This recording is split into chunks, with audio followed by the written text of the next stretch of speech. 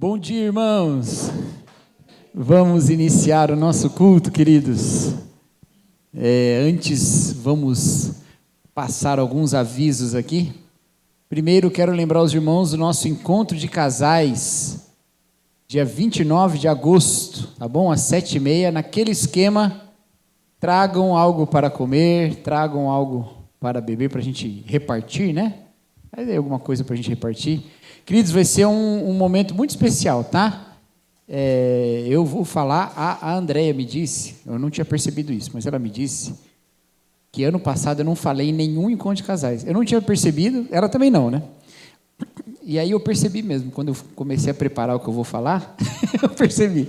E eu estou muito empolgado, tem coisas muito especiais aí para a gente conversar. Então você que nunca veio ou que não vem faz tempo, venha, tá bom?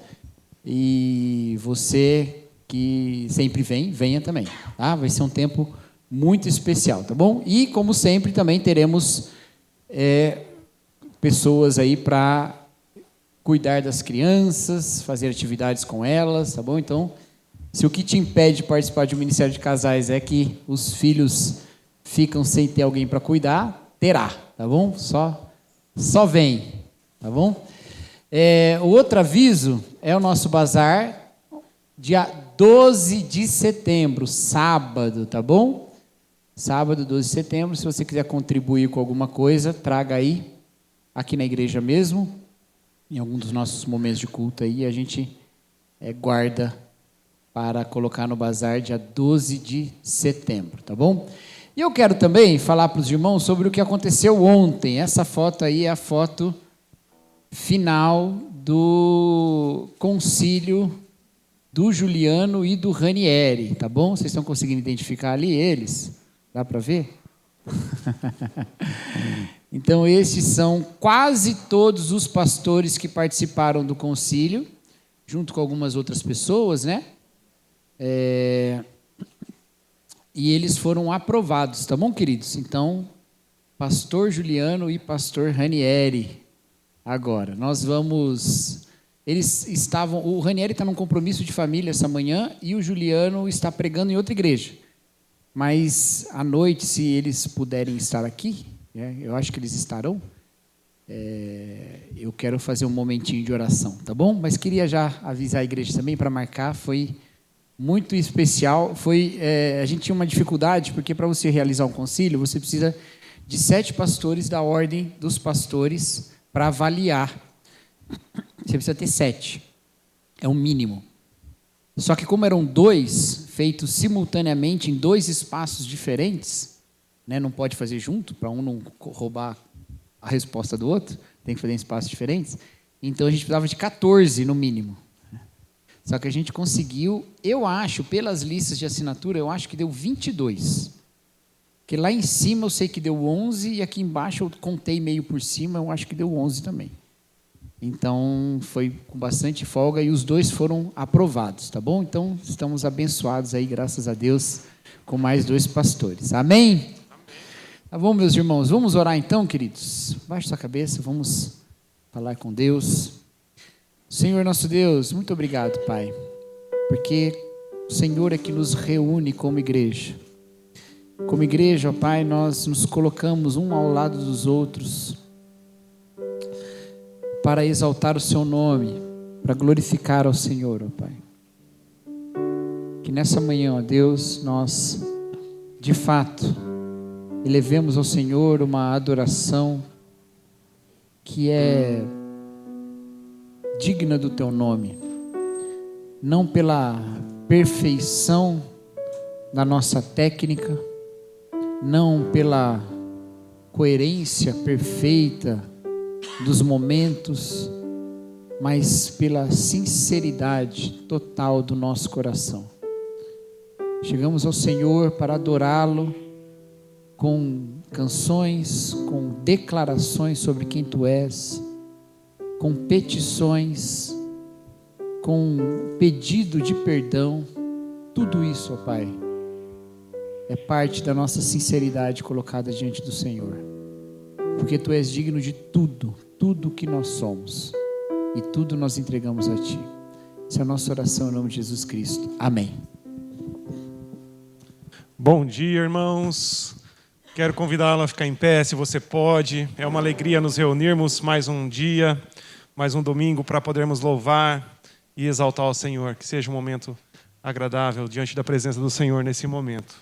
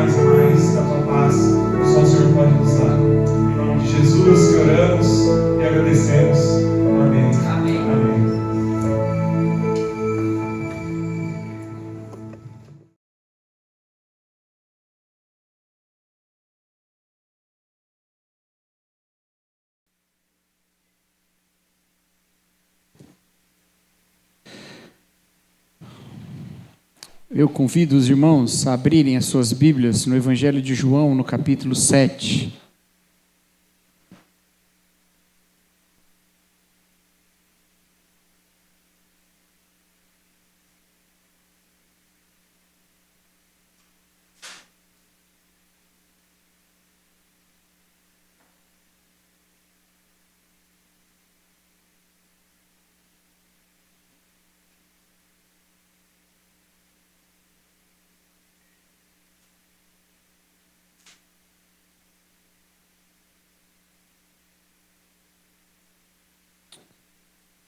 João, capítulo 7. Nós vamos ler a partir do versículo 1 mesmo, do início do capítulo, tá bom, meus irmãos?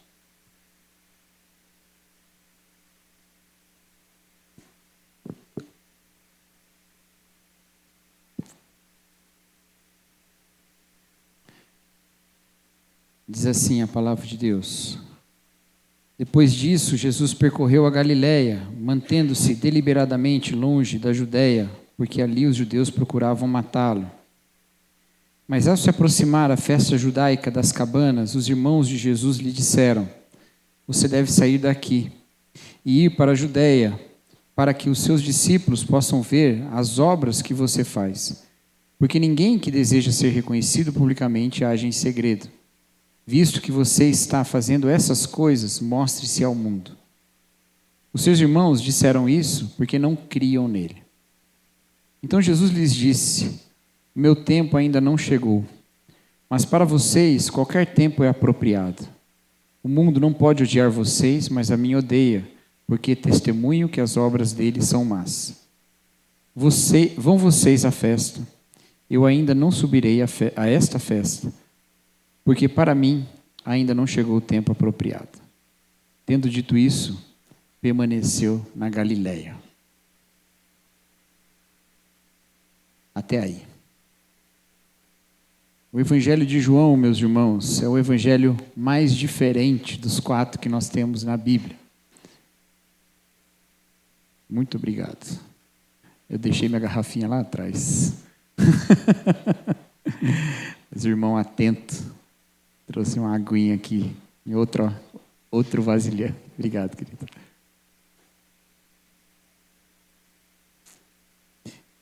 Quando eu falo que o Evangelho de João é o evangelho mais diferente, é porque, de fato, o material que compõe João e o material que compõe os outros 3 evangelhos são bem diferentes. A porcentagem de histórias que está em um, no de João, e não está no outro, ou que está nos outros 3 e não está em João, é bem diferente.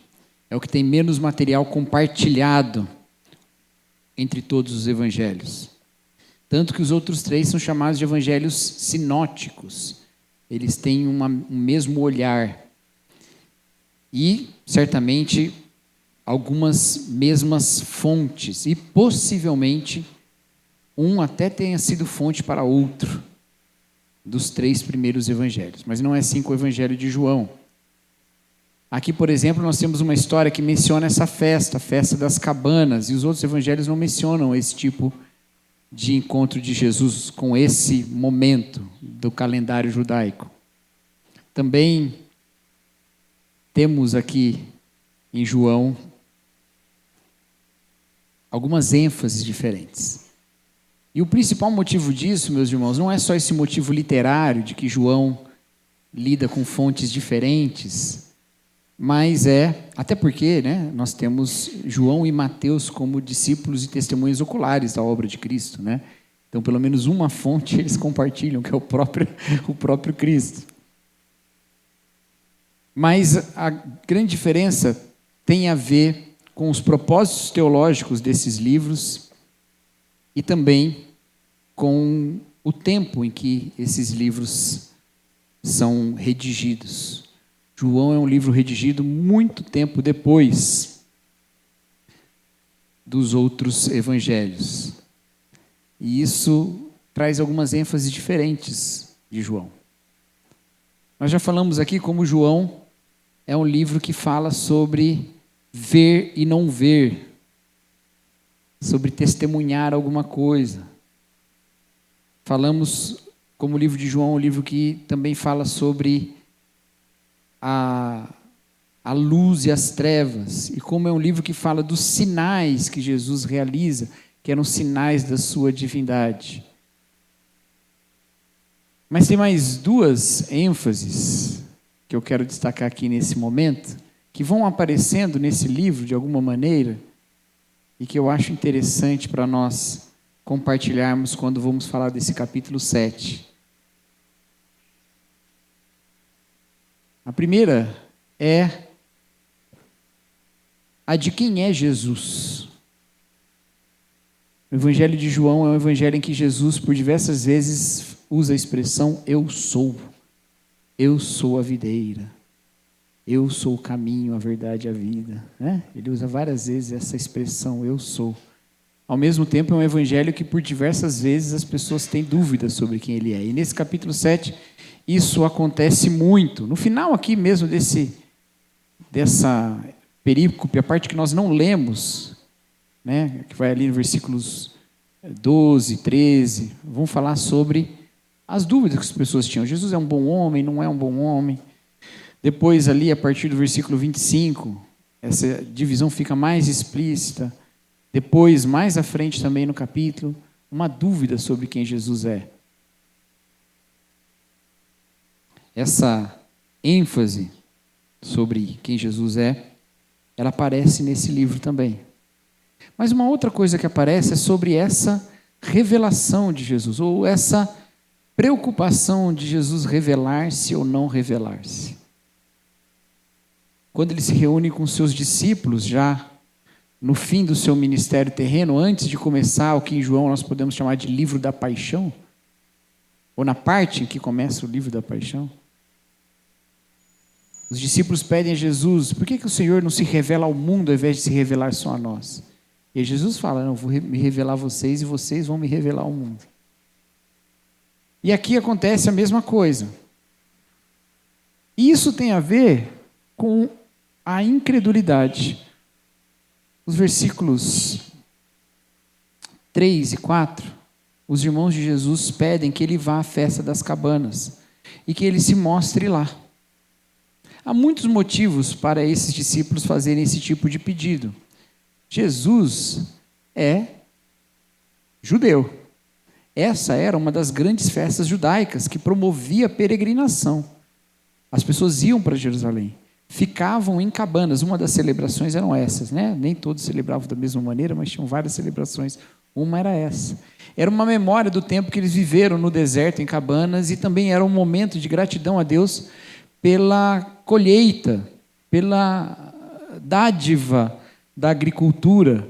E essas coisas acabam se relacionando porque quando eles estavam no deserto, eles não plantavam, eles comiam o maná. Mas quando chegaram na terra, eles plantavam. Há uma ressignificação dessa festa, dizendo para Deus, Senhor, nós somos gratos pelo que o Senhor dá, como éramos gratos pelo maná, mas agora nós somos ainda mais gratos. E você pode achar estranho, peraí, como é que é mais grato? Mais grato porque tem que trabalhar? Sim, porque se a gente tem que trabalhar é porque a gente tem terra. Quando o maná caía, a gente não podia plantar. Agora a gente planta, trabalha, é difícil, não é fácil. Cardão que sabe que não é fácil plantar, né, Cardão? Mas se planta é porque tem terra para plantar. Então era uma celebração que trazia esse conceito, ao mesmo tempo de confiança e de gratidão. Então os irmãos de Jesus são os irmãos de Jesus que pedem a ele. Falam, Senhor, vamos lá. Senhor não, né? Mano, você devia ir lá para a festa das cabanas. Se revelar ao mundo, se mostrar ao mundo. E aí o texto diz no versículo 5 que eles disseram isso porque não criam nele. Olha que coisa. Eles estão pedindo para que ele se revele ao mundo porque eles mesmos não acreditavam. Isso pode ser interpretado de maneiras diferentes, mas eu tendo a pensar que é quase que um... Mas você não é o cara? Se mostra lá. Vai lá no grande palco. Se revela. Jesus se nega a fazer isso. E ele se nega a fazer isso porque ele diz que aquele ainda não é o tempo apropriado. Há um momento correto para o Senhor Jesus se revelar da forma como ele se revelou ao mundo posteriormente. Isso não significa que ele não vai na festa. Se você continua a história, ele vai. Ele vai em segredo e depois ele começa a ensinar. Mas ele não segue essa resposta, ele não dá uma resposta à incredulidade. Ele não age com algum sinal novo em resposta à incredulidade. Até porque, meus irmãos, isso é uma coisa importante. Para quem não crê, nenhum sinal é suficiente. Não é suficiente.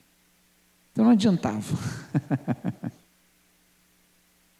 Mas o mais interessante nisso que Jesus fala sobre o tempo, que não era o tempo dele chegar, é uma outra coisa que ele coloca aqui nessa palavra dele, que é o versículo 7.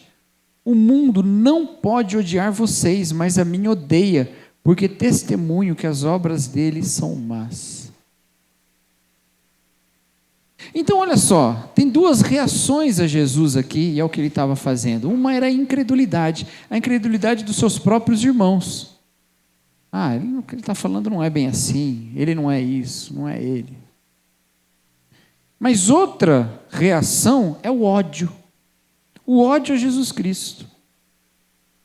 E esse ódio a Jesus Cristo vem por causa desse testemunho dele, que aponta que as obras do mundo são obras más.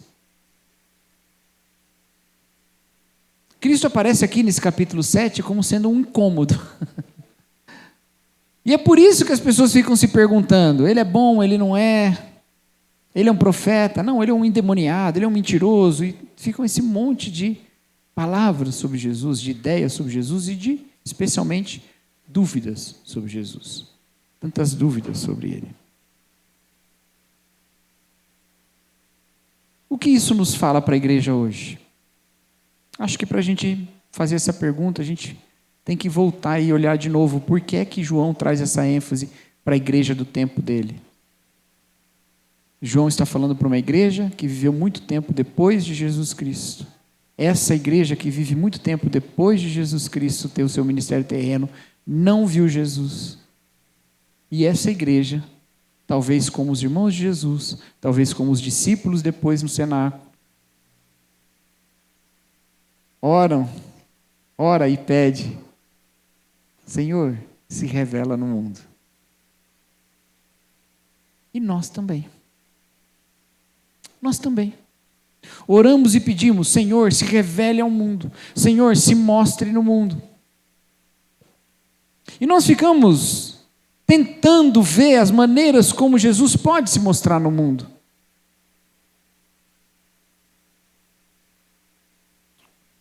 E uma delas, e a que João mais insiste no seu evangelho, é que Jesus se mostre ao mundo com sinais. Mas lembre o que eu disse, para quem não crê, nenhum sinal é suficiente. Então queremos o tempo todo, e por queremos, meus queridos, eu quero que vocês entendam que o uso do plural aqui, na primeira pessoa, não é nós queremos, mas é nós, povo de Deus, no tempo de hoje, e nesse país, talvez especificamente nesse país, porque é fácil talvez a gente falar, tem gente que, e nos excluir dessa realidade, mas nós fazemos parte, são nossos irmãos. Queremos o tempo todo, e queremos que Jesus se mostre com sinais, com milagres, com maravilhas, se mostra com sinais. E o Senhor faz, tem sinais dele aí. Mas os sinais de Jesus não são resposta à incredulidade. E aí o problema é que a gente às vezes quer o sinal de Jesus, mas não suporta a palavra de Jesus. A gente quer o milagre de Jesus, mas não suporta o ensino dele. A gente quer a maravilha, mas não suporta o testemunho que diz que as nossas obras são más. Talvez, e eu creio, assim eu creio, esses nossos irmãos não respondem a Jesus com ódio. Mas às vezes, meus queridos, as demonstrações efusivas de pedido para que o Senhor se manifestem não são também manifestações de fé. São expressões de incredulidade. Como é que eu sei que eu creio em Jesus, ao invés de ser alguém incrédulo? Como é que a igreja que recebe esse evangelho de João, anos depois desse ministério de Cristo, recebe essa igreja de João e sabe que responde a Jesus com fé? Quando ela olha para si, percebe as suas obras más, se arrepende e se submete à transformação que Cristo promove. Como alguém já disse, Cristo não é um resolvedor de problemas, Ele é um resolvedor de pessoas. Se você vem a Jesus para ter só problemas resolvidos, meu irmão, tem outras maneiras de você resolver seus problemas, mais éticas e menos éticas. Agora, se você vem para que o Senhor resolva você como pessoa, você está no único lugar em que isso pode acontecer. Aos pés de Cristo. E Ele resolverá problemas no movimento de resolver você. E te dará problemas no movimento de resolver você. A gente vai para Cristo, alguns problemas ficam para trás, outros problemas novos aparecem, mas uma coisa que continua constante na nossa vida é a transformação que Cristo opera em nós, se nós cremos nele. Mas o risco, meus queridos, não é apenas de nós não crermos em Jesus. O risco, meus irmãos, é o de nós odiarmos a Jesus. Isso é característica do mundo. Quem odeia Jesus? Quem não ouve o seu testemunho dizendo que as suas obras são más. Esse odeia Jesus Cristo. Isso pode não parecer tão óbvio. Mas eu vou te dar uma argumentação que eu acho que completa aqui, tá bom? Aquele que não odeia Jesus tem qual sentimento em relação a Jesus? Vamos lá. Qual é o contrário do ódio? Amor. Quem não odeia Jesus, ama Jesus. Certo? Lembre-se que aqui é o Evangelho de João. O que é o Evangelho de João? O testemunho do discípulo amado. Aquele que Jesus amava e aquele que ama Jesus, tá bom? Evangelho de João. O amor está no centro desse Evangelho. Aquele que não odeia Jesus, ama Jesus.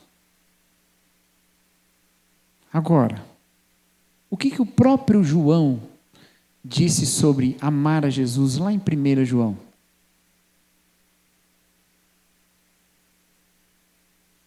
Como eu posso amar aquele que eu não vejo e odiar o irmão a quem eu vejo? Não é? O que acontece, meus queridos, é que quando nós não reconhecemos o nosso pecado, quando nós não reconhecemos o testemunho de Cristo contra as nossas más obras, nós vamos vivendo uma religiosidade que vai no meio do caminho, tentando ali falar de Jesus, pedir sinal, andar perto e se dizer irmão, enquanto instrumentaliza toda essa proximidade para odiar.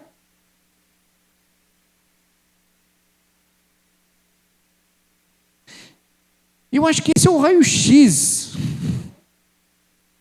da doença que nos acomete e de um caminho natural da nossa carnalidade religiosa. Porque é isso que muitas vezes a gente vive na igreja, uma carnalidade religiosa. É uma carnalidade, é não se arrepender das suas más obras, é assumir tudo que o mundo fala, é viver nas lógicas do mundo, mas com um título de irmão.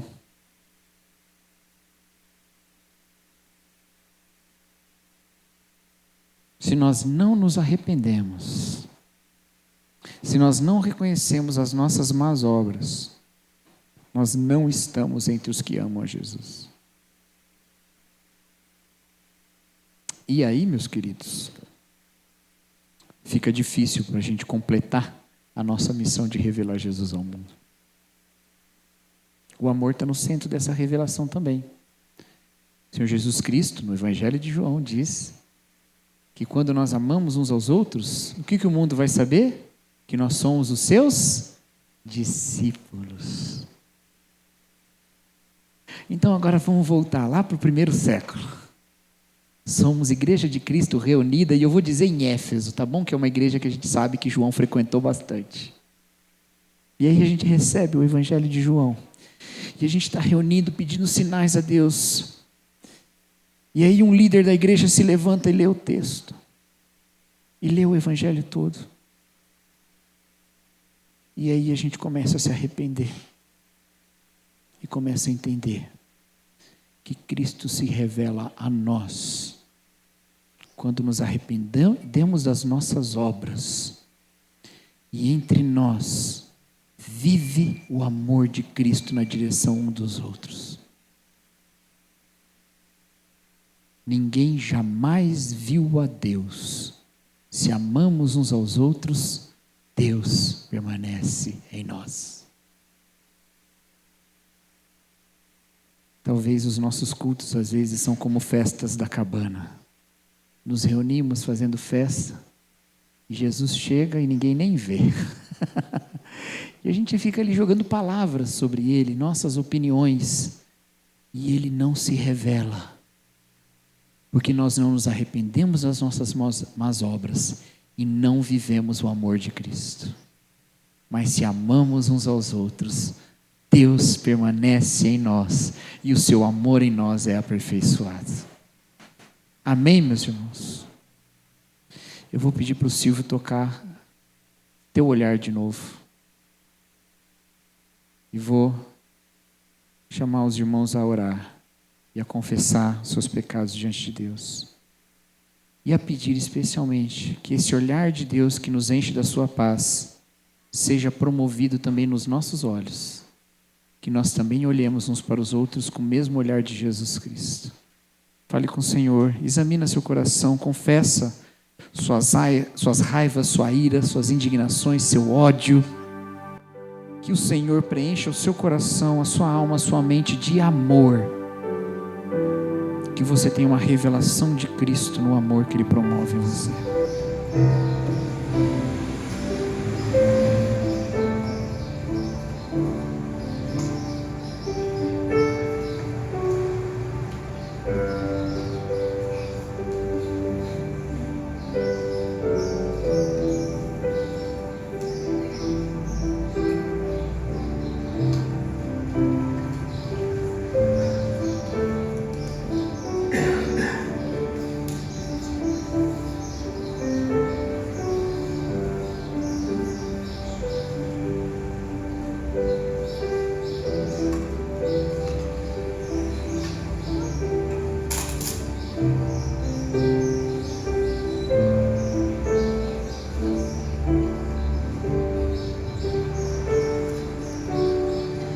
Os olhos revelam que eu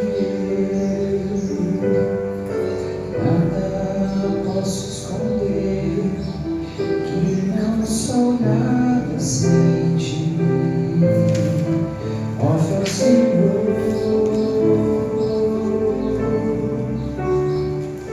tu sabes de mim, quando sondas meu coração. Eis que tudo podes ver bem dentro de mim. Leva minha vida a uma só verdade. E quando me sondas, nada posso ocultar. Vamos cantar.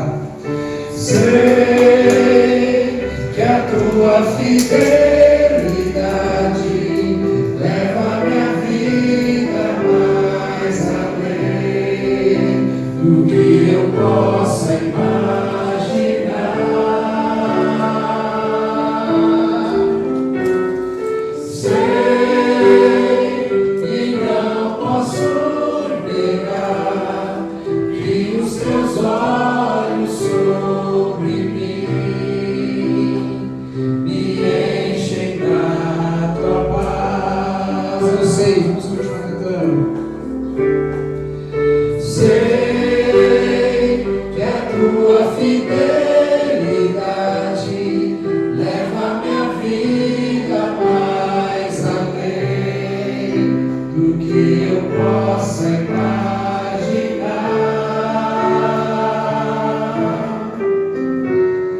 Sei e não posso negar que os teus olhos sobre mim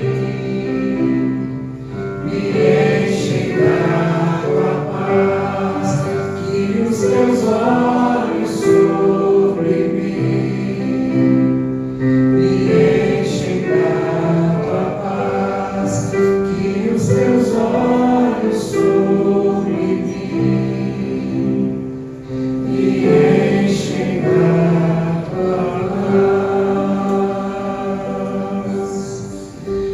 Senhor Jesus Cristo, nós te amamos, Senhor. Te amamos porque tu és amável, porque nos amaste até o final. E porque, Senhor, o Senhor tem um testemunho que nos leva ao arrependimento, que nos leva à transformação. A quem nós iremos se só tu tens as palavras de vida eterna? Nós confessamos, ó Pai, o nosso pecado, a nossa incredulidade. Confessamos os momentos em que o teu perfeito amor não é aquilo que nos toma por completo. Quando agimos mais pelo egoísmo do que pela graça. Nós confessamos, ó Deus, todos esses aspectos que revelam a nossa necessidade da sua glória. E pedimos, ó Pai, que o Senhor continue a boa obra no nosso coração, que o Senhor continue a promover em nós o teu amor, que o Senhor continue, ó Deus, a revelar, ó Pai, a nossa pecaminosidade com o teu olhar de graça, e que assim, ó Deus, o mundo saiba que nós somos seus discípulos.